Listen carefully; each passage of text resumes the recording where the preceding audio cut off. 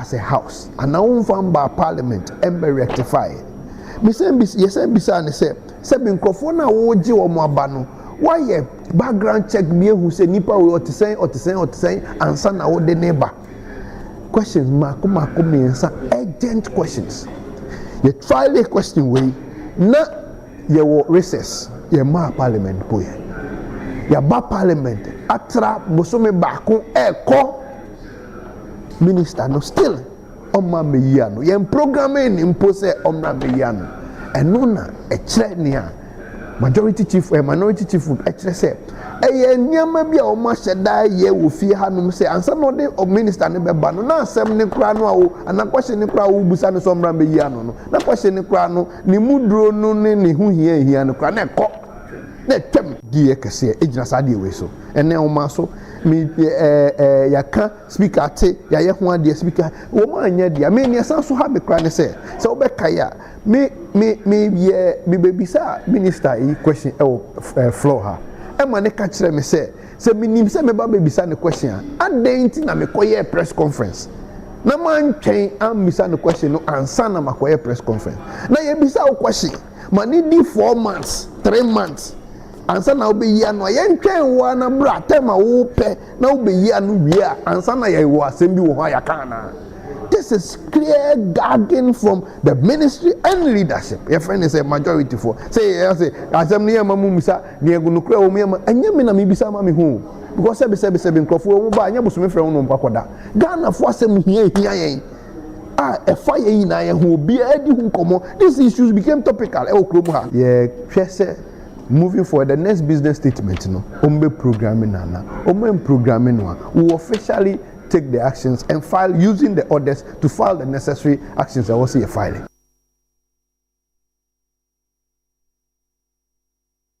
NPP mrasebe form odo mochitae ama Dr. Alhaji Mahmoud Bawumia omoba no dani eni wodo Yamfo College ampratwum na opanyini na wode kasa e dia tudwa se Dr. Alhaji Mahmoud Bawumia e dia fa ne so se entokwa mbafo abronye se atemdie ayampia na depotwa wotwa NPP amanyuku ni ma eni NPP amanyuku ni mpenifo no nya de bebo amanyuku no nti wonhwe na saa de no wonhwe no ho emfamfiri ho the campaign no kweno kwa ofaso ye ne de. And then you also look at the other competitors. So how are they doing their campaign? Buying and approach. Look at them. You see it. The man is not bragging. Others are bragging to the high heavens. What would you mention? Yes, the man is humble. Others have thrown humility to the winds. What would you mention? The man assumes calmness. Others are calmness in you. What would you mention? Yes. And I brought you assembly there. I had a crack there. But I know Dr. Mahmoud Bawumia. And I know an authority said Dr. Mahmoud Bawumia Abronya Kasa, so way back. Minimum authority. So Dr. Mahmoud Bawumia and Abronya Kasa. Say, Senya, or ye near Babino. Ye is so bonny be a yakano. And I'm talking on authority. So, there's also Abronya Dino. If he wants to go the tangent, Mahmoud Bawumia to injection onto them. Sometimes in the political game, no one person obey a campaign amount was my yama by force. Baby, I whole campaign so small. When I'm not the one so yama. Because or now we have to say, I will two bomb next yammy. But you can't physically restrain the person. So, I idea hard, a year from, but some of us, they will say, and change.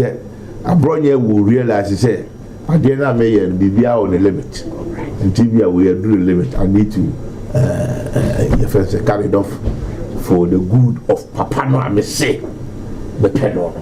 But I believe that in his sober moments he would have wished that he had not made those comments. Right? He would have wished.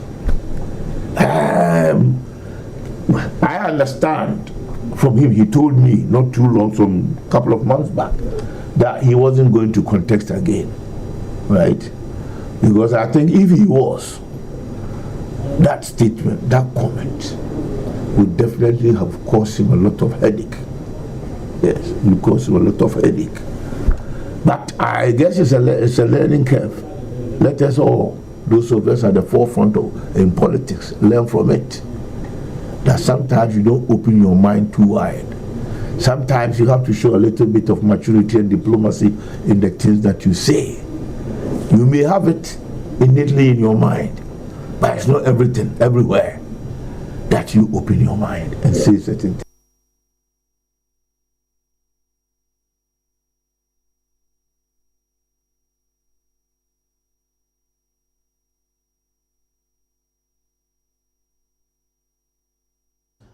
Allied Health Professionals Council Wunkuma Empimnum ene ahanai 5,400 ene we wanted tia mpinfo ade wo matuma wo pie emwonten so na dwumadie so nkwa mpinfo de hyehyɛ so ede mo na pomuden so afo wo manyamfo komna minta kando ede nani monyam kopie mu ase bia woni nsentwerefo edi nkomo.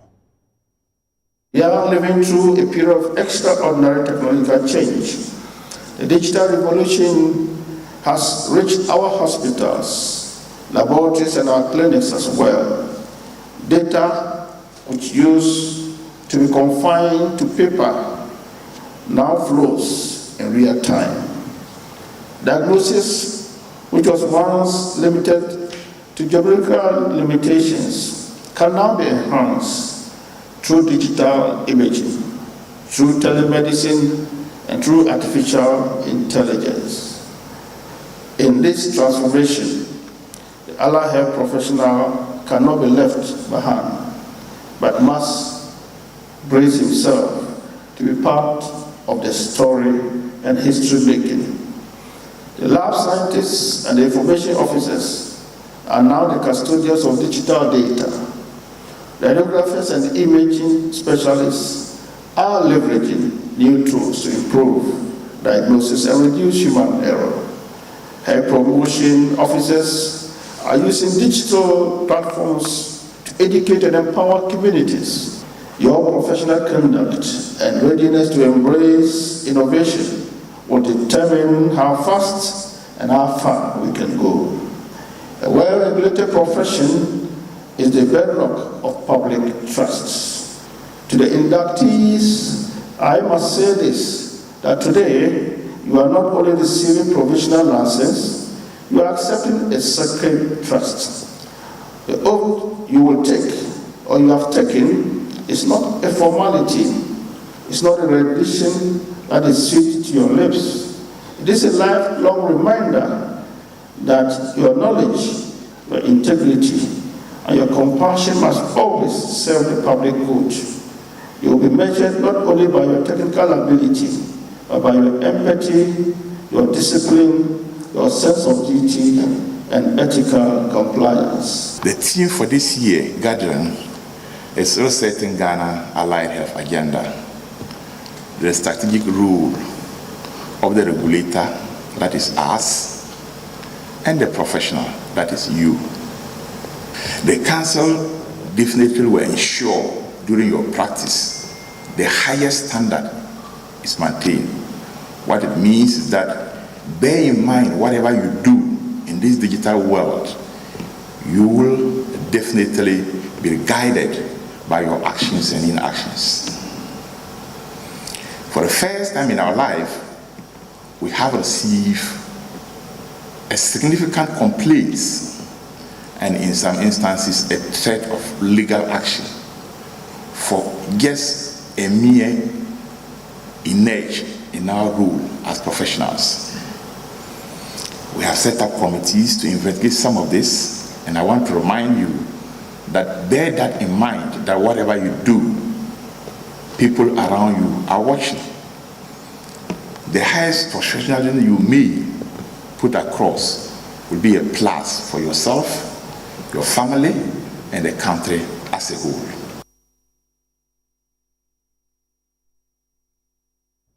Ghana fixed income market mpinfo da na die no mfinhye du 10 years ni a wahye ho fa kama ewo enkran na dwumadi ya sena penye kwankyerefo da Ghana fixed income market ano mame abenamu a wokasa de tudwa se efiri Ghana fixed income market mpinfo da na die no dwadi akoso ewo saa kwan so no de basika famu a atwam 1 trillion Ghana cedis ayasem de edema o man Ghana o kyerem say 2025 nkwa no dwedi akoso wo hono no 200 billion Ghana cedis eboa ama Ghana sikasem afa ne ntoma pa ediefa na emumade ba ko a ha Ghana 2023 domestic debt exchange program wa enkane abane de bae no wo say ade ha Ghana papa na so abane de sese egu apono so behwe hu ne sikasem ensan na chibiem Ghana Stock Exchange a percetue amanse nyina se yedwa bi a ye friend Ghana fixed income market companies omo peso mu raise sika ye friend debt capital eba be so investors in some peso motor treasury bills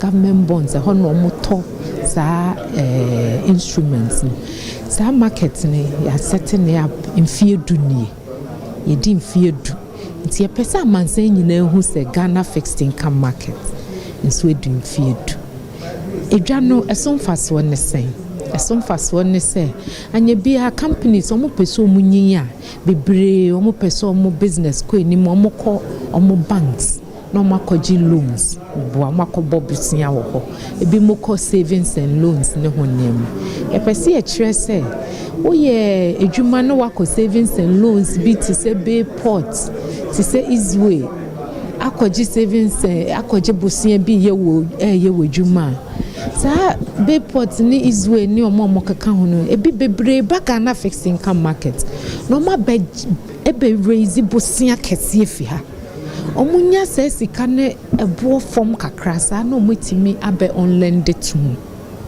to SMEs ni bebre at a cheaper price nti edwuma ye wo Ghana fixed income market no eno so ne ye hwa Ghana edwuma ye fo bebre nso omu pese omu gibusia bebre nso a busia na omunya na ye short term nso e bia o si factory a odi 2 years ne besi ewie Ghana fixed income market ha no ubetimi abaji sika eye long term nti enye sika ubetua awose utua ni nyina immediately in year 1 ebra ugusu si factory nti companies se kasabreko ma ba be raise 3-year loans anabusia omo de 3 years ne betua obi kra wa ha we raise sika o de 10 years ene tua sa abusia companies wa hasa ebi wo hanu ma be raise sika omo de akotokoko aboa koko adiyefo nti anu ne pesa manse nyina ete ho asem over the last infedu ne die companies be 14 and Ghana fixed income market abe raise 24 billion Ghana cedis so companies 14 ye koye nimi over the next 10 years e pese over 100 companies eba edwane wo ho sika ne wo ho sika wo ye krom ha ye ne companies ne be ye adwuma me a prepare no ma go through the process inti say abanyo say ye private company bia ono so oso wo vision bi say opeso yes eniema bi mpuntu obi wo nanima ye ne be ye adwuma ne a prepare no wa ba market ye ne kasapreko aye kasapreko aba market so abe raise 130 million cedis plus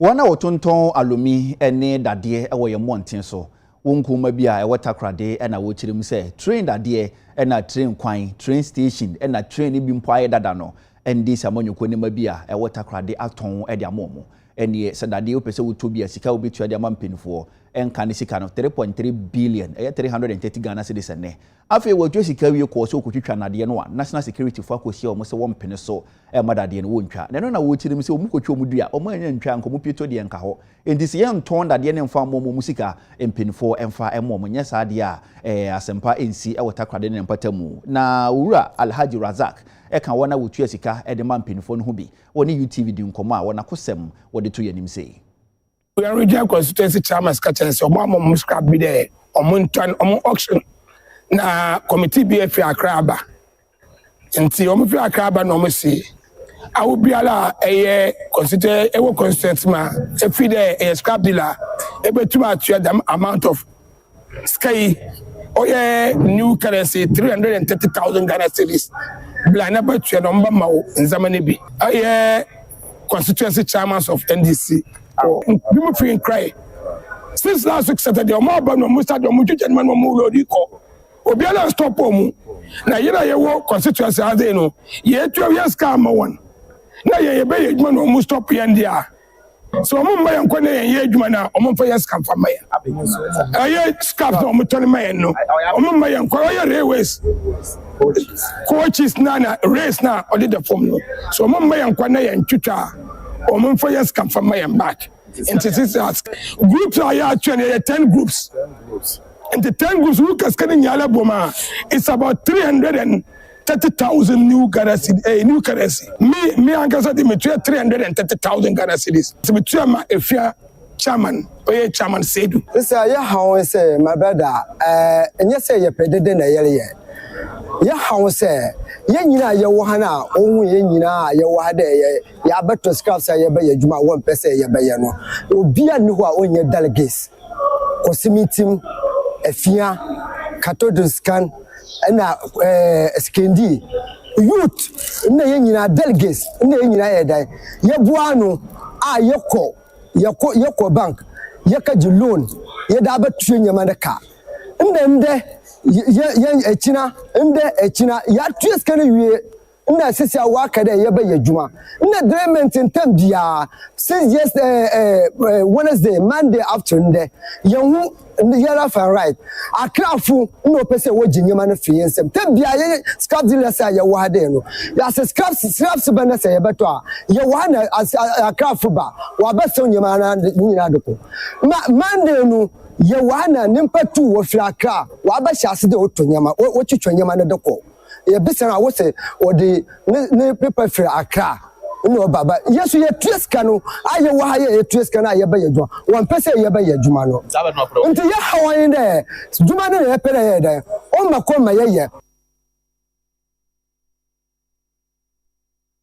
stores beye edunson eniama woton eye chamfan eni ehoniama Environmental Protection Agency EP akotutu stores mu nyina sanse sane ma no Ghana ya ma ho kwan se obetimi edi hodwa ewo ma Ghana mu na sa adwumadi koso ewo anwan kwanta eben be kwai ewo asantemantamu Environmental Protection Authority mechire eye EPA adwumakuo no mpanyimfo abepie mu ewo Kumasi ewa santemantam a omokọ aprobo eno ena de omako pie mu ewa anwan kwanta eno so eben eye bekwai na omkoduru honom a shows beye edu enson omususu se niema omoton no eye niema a yedi tu agudie ene niema bi so omo manufacture anaso omo ye na ho a yesusu se sa illegal mining na ekoso niema ena omo eye eno ena executive director mechire kwanchirefo penyin chief executive officer edema eye yipi adwumako no Professor Nana Amakruche echire se anhyehyeye a eye Ghana man penyine His Excellency John Dramani Mahama enam eye Ministry of Lands and Natural Resources so eye se omo tu agudie ometimetu omo so san saa kwan we so ka ho se omo anye saa niema ne bi wo ho a omo kotu sika kokko ewo eye koti kwan so omo nya ena omo anton saa niema na enya ade omo ebetimi enya eno nti ena omo tu omo so sa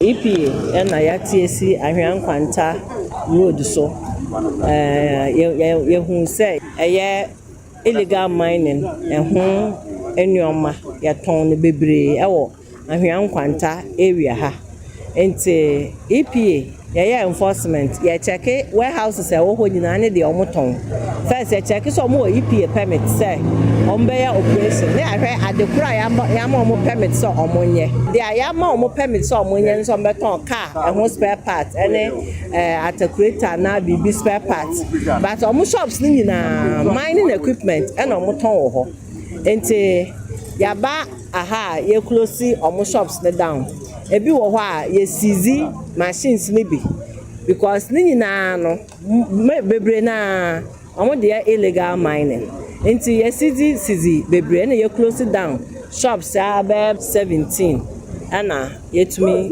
atum na ye seize omo nyoma nso bi sa platform we nso a eno nso omo de si nsuo no mu na omo de ye galamsey no e wo nsuo enti ya beto saa na ye twitwa se ekoto ona na ya ma onu agasa etwitwa na ade se omo fa metals no nya ade foforo Since the Omaya de illegal, EPA or office or region bia. The regions now are mining, our Ghana no. Region bia so after and there or China corner. Almost be a better secret. A better operation we were. And which the Emra on some trefo etche and commono. Or such them on a year Ghana Revenue Authority and a fair Ghana Post and Harbor. And so a bed in commono marsh say. You may be our back from an only beer a fast side medium on Zosono, or more ABC and no quine. A shop will be say a coin or EPA permit sell better on spare parts. And in your way declare or port to say, what crabba Ghana no. And they are mining equipment and accessories. International, I see customs and Nigeria for etnase. Na ya can ya church remove the EPA, ya pencil, any the yam pencil. Internal, ya be hunisano, ya ne, and say ya bind to a buying common, any DRA for etnase. Na ya share near my ye. Because any say ya pencil, and my imported. Sa enyoma ne ba country no ne ton ene ne use ne nyina no aban empene so ana mbra empene so. Penyi kwankyerɛ for the forestry commissioner no ene Dr. Hugh Brown na opanyini ana wakasa de ato aban anim. Former goodie to ekoso e okra be to ahuduom ne sa aban pese wotusu sade a onhwe hu ne se military camps no obi e wo forest bi aboboa no na atumi aboa na galamsey fo yetu omo so sa. Dr. Hugh Brown say, said ye enkrofo etu from a goodie or kwambone so na omaye kwa ye kra yatede asiwo wo mu borem no eburu so na ehadwene papa enti so omai Ghana entu ana mosesia anye bibia ebe kakra ye nya baabi mpo ene afre ne se kwaye eno so nti no wo se e baabi a ye duro ne de enho akohinya pa se baabi bia omai Ghana ewo kwaye no ye bekwa akobo asrafo sesen bi ewo ho ama asrafo atene mu na oma ben ye kwaye no enti ekoba se forestry adwumayefo no eye adwuma na bia nipa bonfo bi kra bowura kwayenum so mu kotu fam agudie na nkantempa o mafre asrafo no enam so o sesen no so ben wonti ebasa wo mbedru ho ntempa wo se ebetimi afasa kwan we so e de aboye kwaye no ho ban ama na yeye. Dr. Hugh Brown e de nsem nyina tudwa ewo Ghana Institute of Foresters JIF wo mafia no nhyiemu a omoye no de ne to so aduonu nwotwe a na ekoso okumase a eno eye asante. We are at war. It's a war. You know, it's a war for our future, for our today, and for our own lives. Because when your forest is being hacked down, your waters are being poisoned, that's not the time to sit down and think you are just in a fight. We are at war. We have officers on the ground who day in, day out have to go out there into the forest to help protect these forests. The challenge we've had is that because the Forestry Commission is a purely civilian institution, sometimes we have to rely on the security forces to support us. And that is not always very easy. So you may have a situation where they go into a situation, they pull out, you call for additional support, but it takes quite a while. And maybe by the time the support comes, a lot of the area has been already damaged. So we are looking at a situation where the Forestry Commission will transition from a purely civilian institution to become a paramilitary institution, so that we can be able to equip our men adequately to confront the current challenges. Because currently, a forest guard typically goes to the forest with a cutlass. How do you go to a war like this carrying cutlasses when these people are carrying assault rifles and pump action? You know, we have a rapid response team, but that's also limited. And we think that by transitioning to become a paramilitary institution, the Commission will be better positioned to protect our forests. We are thinking of a situation where, going forward, we set up camps and camp them close to the forest and equip them so that they can be better able to do their job and be at close proximity to the forest, which they have been charged to protect. What I'm asking for is that let's have military teams in close proximity to these hotspot reserves, so that when there's intrusion, we can call on them to support us at very short notice and short response time. President at the Ghana Institute of Foresters, Dr. Abubakari Nantoma Ata Esquire, and so at the say and a tuja. You saw pictures of the devastating nature of our forests. So nobody can tell us that we are winning the fight against Anti-galamsey or illegal mining in the forest. In my speech, I did commend the Bompata people for standing up against illegal mining in their jurisdiction, and conversely condemn the youth from Ahafo Freedom for attacking NIMOS and security forces. It's very unfortunate. If you look at the law, Act 571, 1999, it gives the Forestry Commission staff the mandate to protect, develop, conserve, and regulate the forest reserves. So if that is their legal mandate and they are protected, and people who are not mandated should come and disrupt their operations, then it's very unfortunate. Ekuo bi ewa poemanta michireko foridua wondi ene concerned youth.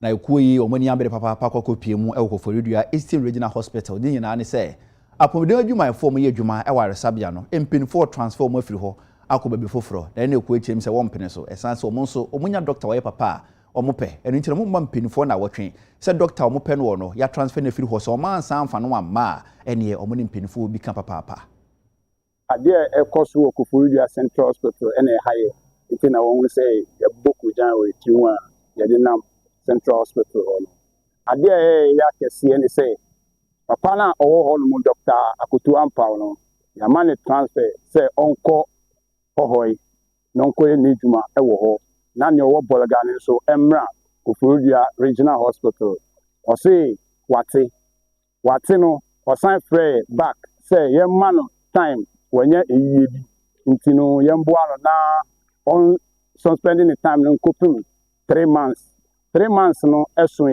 ye ne be kasa e osi onko now is 5 months going intini enti ase enitina wo hu yen e wo hospital eni kujan na mo aye tu yen say hospital okrampo no abafem ejuma no abafem okọ we da bia emane ewo na empa bia ni ho over emergency so obi te ho chemo here the drip we see so ena obi so ka ba bi te say sebi oye muslim first no ebo ni nisro by CCC ubetua almost 300 and sana wo dead body no e Central Hospital in Koforidua enti hayen ya to anamo bebre police for nim we mpanyi for omudi enim e wo party munim enti no e yo how kese enti nka ye panicho so onko pinfo no ana mo kase yenko tale ade na mfamma no nka ye se emina ye de edu nti ya man ntokwa ba script fo na mo no mo ntokwa ye de e ba because of the paper no e se oba na e se odi kase bi e ba oh mini an modern na ba be ho but on di before na ba no beti paper na se bi a oni o ya no ba ko no me de o di abro hospital ho wa ko patients hospital be bre be shen nso pokra ote real we no na mo de drip ni be de ehye no onye na ejuma yie ho obi ni ma okofodia nti na yama ya de yakọ kana de ama na se onu o se oni o ye de yanko hwe ne ntokwa ye ejuma na ekwakwa ho ende de wo mu no esi ama no warning be bia aban ama na se onko because hospital no enye ni fee enyo no to oyi ni sika to asase si hospital wo ha obeka so onko oma mra ndai abai ko bi fi na abai bia ye de aba ba wo no kwan se ya transfer wo so nya de onko obeko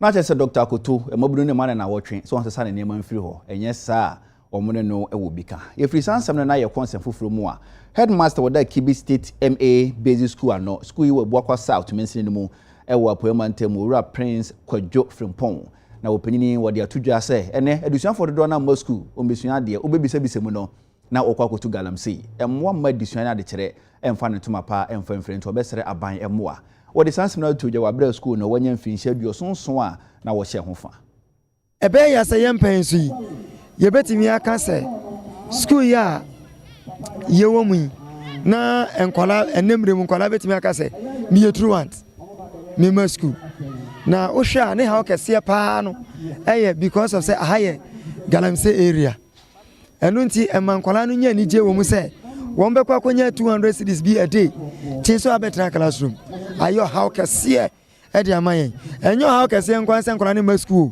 asenye nsunsuanso won kwala no madusua so ɛno na sɛ ɛfa yɛ di yɛ gyina so aka kyerɛ nanom mpanimfoɔ a wɔn ka bi a ɛti mu ba mu sɛ ɛdu baabi a si etwa yɛn ni hwɛ sɛ dwumadie a ɛyɛ galamsey yɛ deɛ yɛntie agudie a yɛtu ɛwɔ mpatam ha na mmom na agudie no bi wɔ hɔnom a yɛtu a yɛbɛtumi ɛde na asi fam a ɛsɛ bi adwuma yɛ mu nkoro no no mfie dunwɔtwe a onyɛ adwuma enti akɔlɔ class 5 class 6 JHS ɛtumi fa head pan opportunity ɛkɔtu galamsey a ɛkyerɛ sɛne akɔlɔ no yɛpɛ ne daakye afa enti yɛbɛsrɛ sɛ mfa mmerɛ bi nto a ɛbɛ prevent sɛ nkɔlɔ yi afi sɛ illegal activities ɛkɔ so a akɔlɔ ntumi mfa ne pɛ ɛnkɔtu galamsey.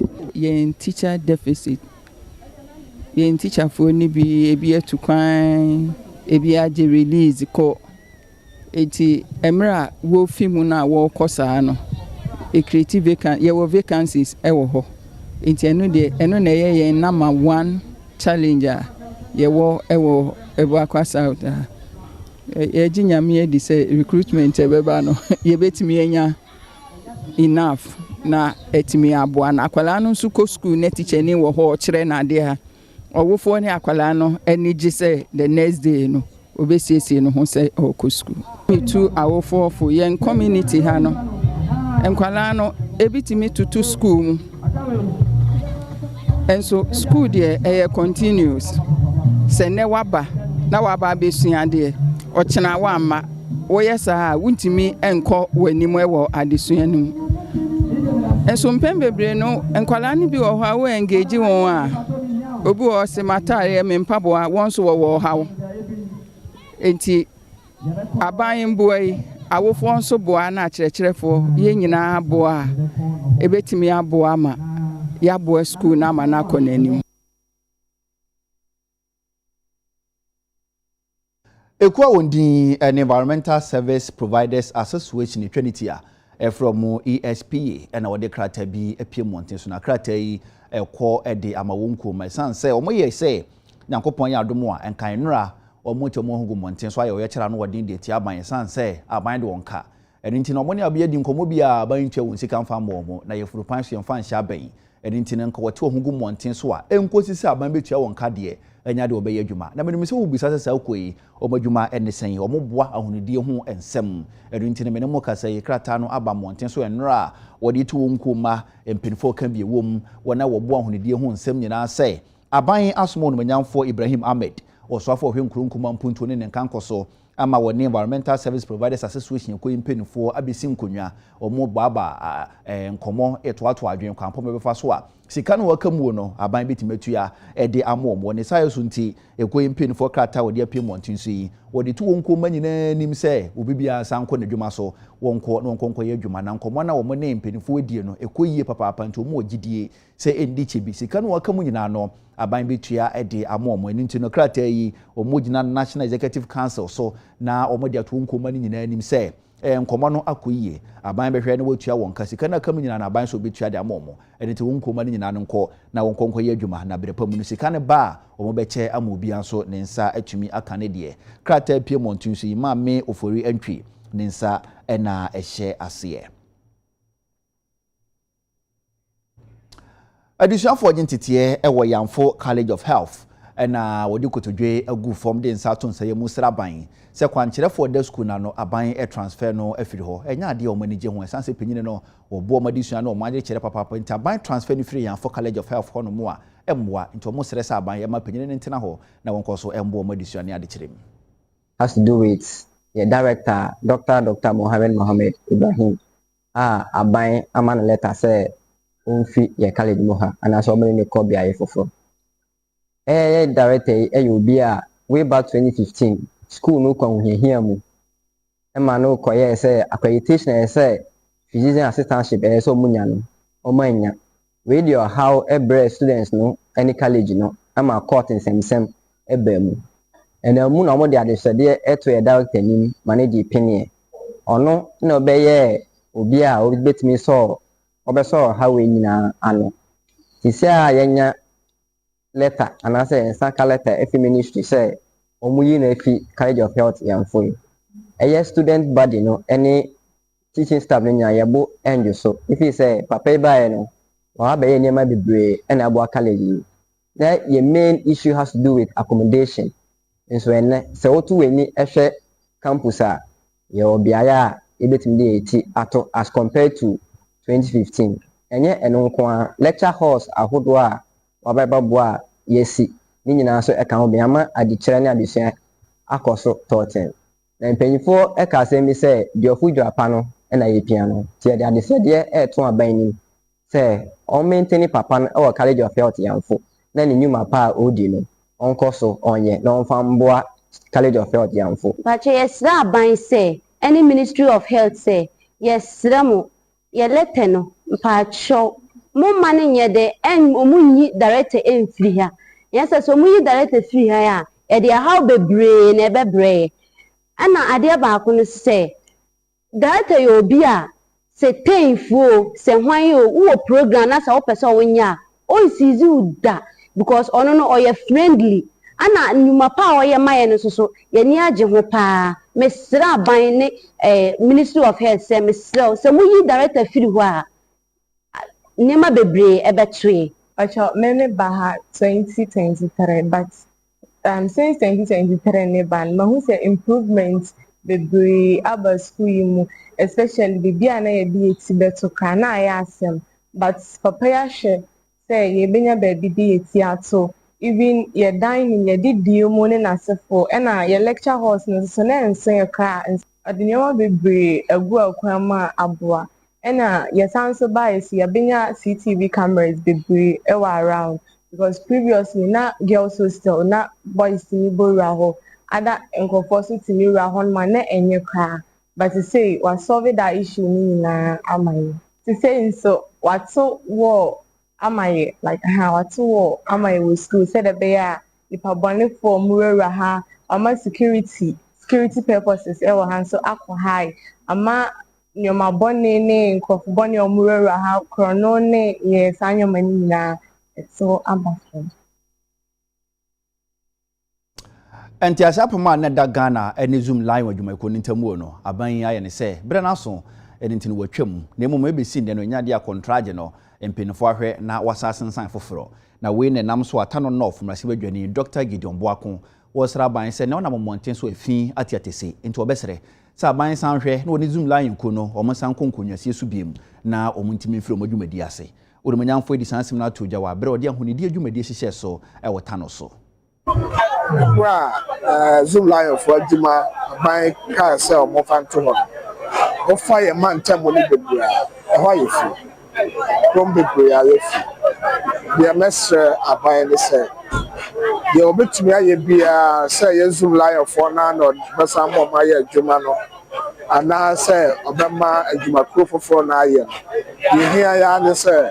Yede yaman temu ibwatiti sabe putogum fiogum nini na conference say na otwi ai temu ma se bagafo bi asase kan ho asem ma se bagafie the kwasem ne say hajo sabe entwas mu ba bia sa oman bi betima tanas na yakasa bosome nkron bosome edu edumako bia ni ho a owa ban krata na asa ban contract so wasisa ball ema honidie kwaso o man bia no be hwa masade na kwaso a kire se ye ne yankasa asoman no sabe ya nchada ye serious efa honidie other than that and sana nka ban be kase amazum lion from adwuma to ho na nka wanya adwumako foforo a ono so be ye sade tipa nim Dinasia ba yenti e ma sa de ba so but ye besra ban send manimu ya no onhwe na assemblies no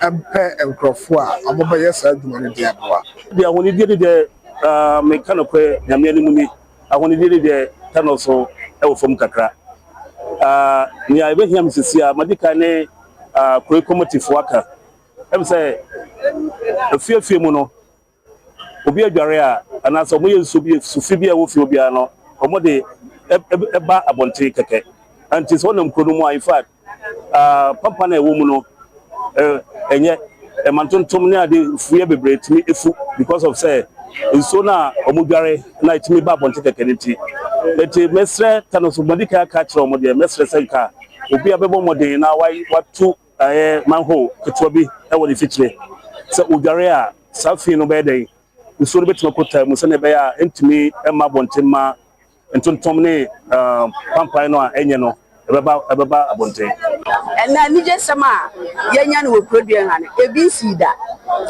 eye MP doctor ne awaya amaye no me meba krom anche ba nso bitimi hu se ndwuma bia odi no krom ha bia eye adwuma pa enti mesra dofo no na nuanom mesre obia se woma yenkoso na yentai doctor achi ewo mpuntu a opeso de bata no krodua mu ha no ofo hwekure a eda ho no mache enti fin bebre ne nema bebre akoso wokure ma enam se na eni wrantin enti nyan siesie amana ne fe ti ye de aseda be ma nanam ene doctor ne omoye aso ye ni bebre na ye ndan sisi udwen se nipadon betimi ahia aye amana ye fesi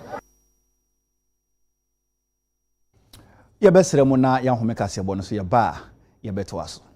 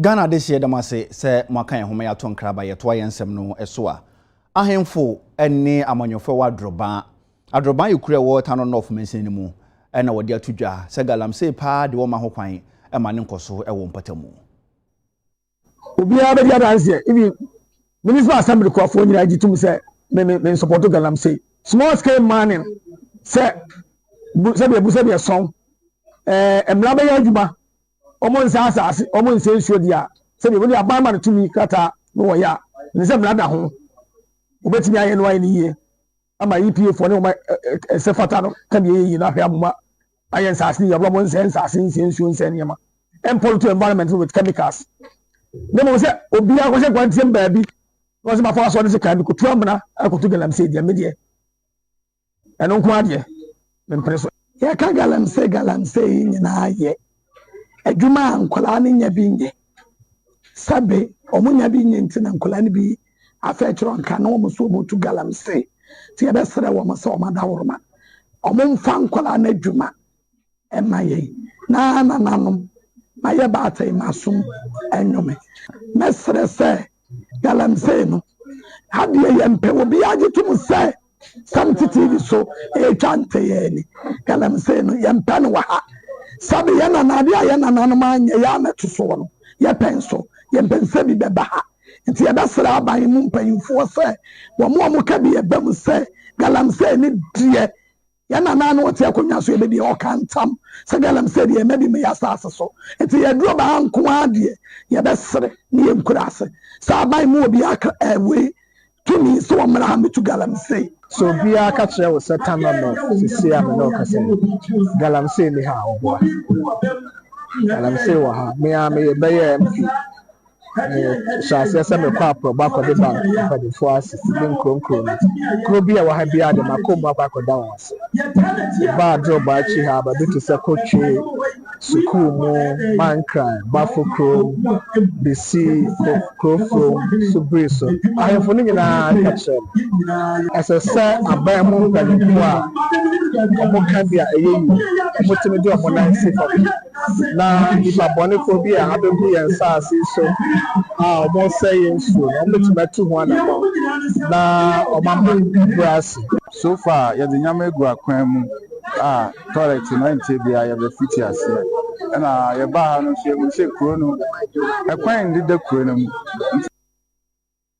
School Improvement Support Officer ewo apemso kure wo menya krobo mensin mu wa Parliamentary mu na wosraban eni aso ehwe disua ho nsem so kirem se obepie mu ewo mpatam ho no mu a edusuafo no doso atekerefo ni su a abanhwe na teacherfo no nsanka bi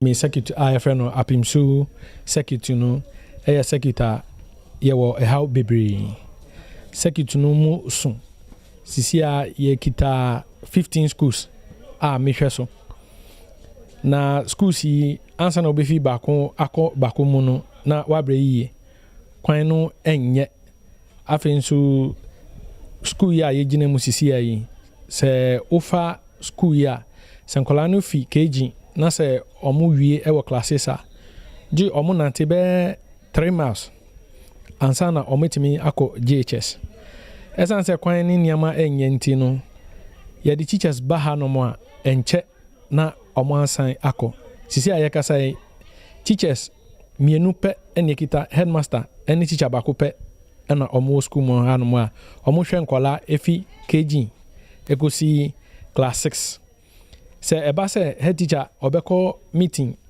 ana se obeko di dwumadie bi ewo bibi a edi input obebre school na chese aka nipa baako na ono kwa ene behwe nkola yi ama adesua enhye da nkoso papa se nsuo to a eye din se moto mpo a eye nia ubenya odi beba hanom no eye din kwan ya odi betwade aba hanom ya nje wa ni 100 Ghana cedis ansa na odi aba ebedu a nti ansa ubeba ansa na obeko wechi no wetu abe 200 Ghana cedis na se teacher ni be nanti sa kwansin anaso obefa okada e de abasa na e de ohaw eba nation they are giving to my children today.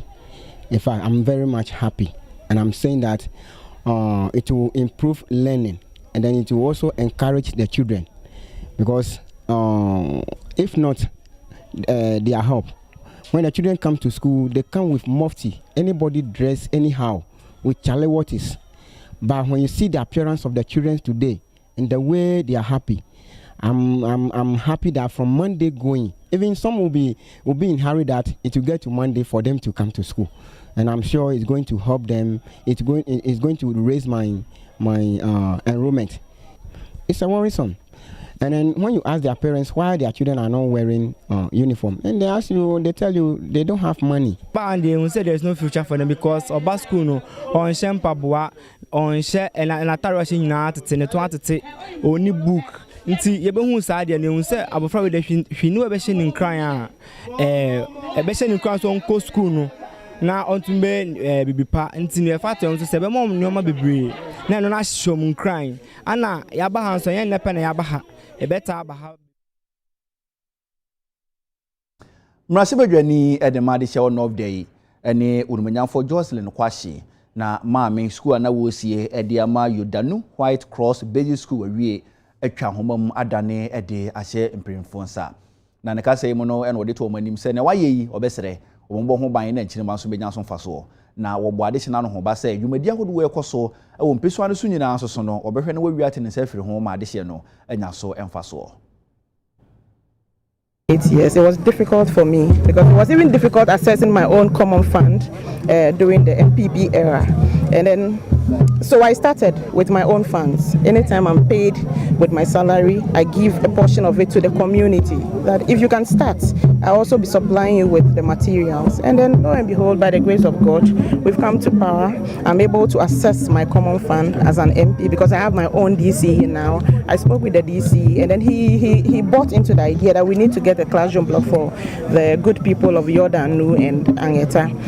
About 6-7 months ago, we cut the sod, and here we are today to present a brand new 3-unit classroom block to the good people of Yordanu. I am happy. I think I'm the happiest person on earth now because I have been able to solve a problem. I have been able to make people smile, not just the community, but the students. I have been like them. I know how it feels to study under trees. I know how it feels to go to school without a classroom. So I know they are happy, and I am equally happy. Okay. New house, and you feel so comfortable, and you feel happy that you have a roof over your head.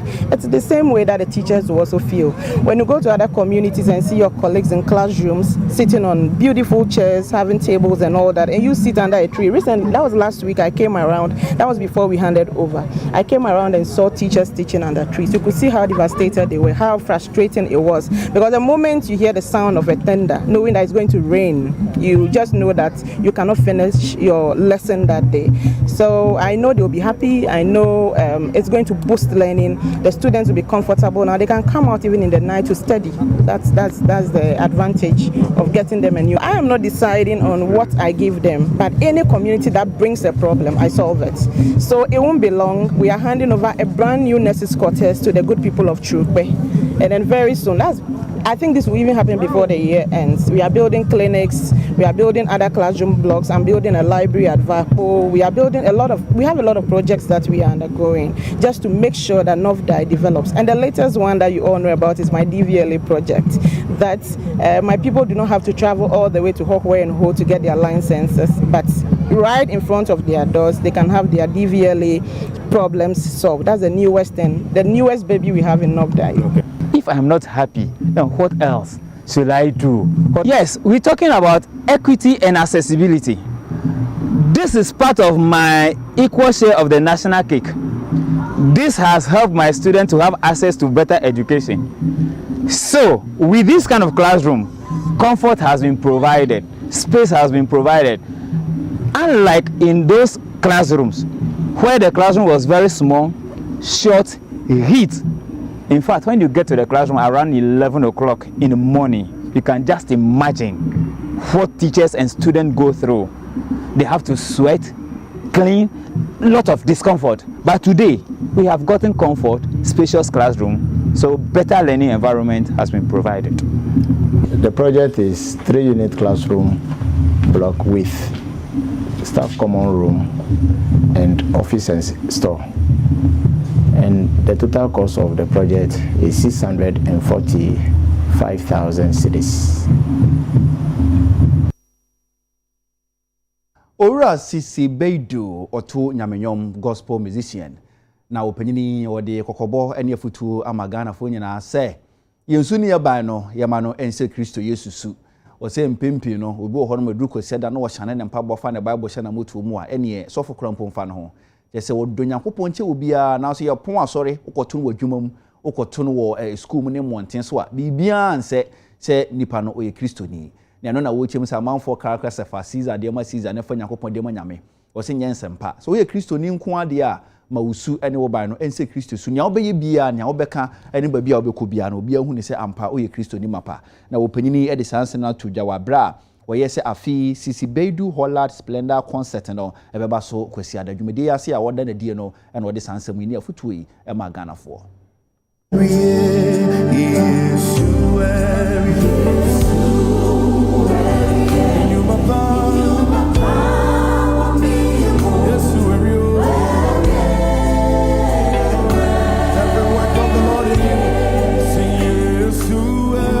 So say so be share no ash obey you so no why I believe say enye easy mom but I see it to me a pick a side say you decide to say you be sumerad you decide to say you be follow Yankopon and enye easy but you have to continually make the effort to stay in that, you know, serving God and serving Him well. So the concert is this Sunday where be the 9th of November, 4 p.m. exactly at Accra International Conference Center. The theme is the Amen. It will be answered. It's going to be an atmosphere of answered prayers. Invite to suffer Accra International Conference Center. 4 p.m. exactly will be starting. It's many late. I can't wait to fellowship with you. Maybe I know what program any impact in your life, but this Sunday. We're going to have a wonderful time that you've never experienced in your life. There's going to be a good cocktail of music, every kind of music that you like. If you like the slow one, the dance one, we're doing a very good cocktail of all music. So come and join us. Let's have a wonderful time in God's presence. This Sunday, 4 p.m. exactly at International Conference Center. Sunday, the artists on the bill, we have Pastor Isaiah Fusukwachi Jr., Madam for One Small Six from South Africa is also joining us. Team Eternity Ghana. We have Sisi Chum, Pekute, Sandra Bachidia. It's going to be a great time. The person who will honor to suffer will be an Asia. I'm sure I'll be great.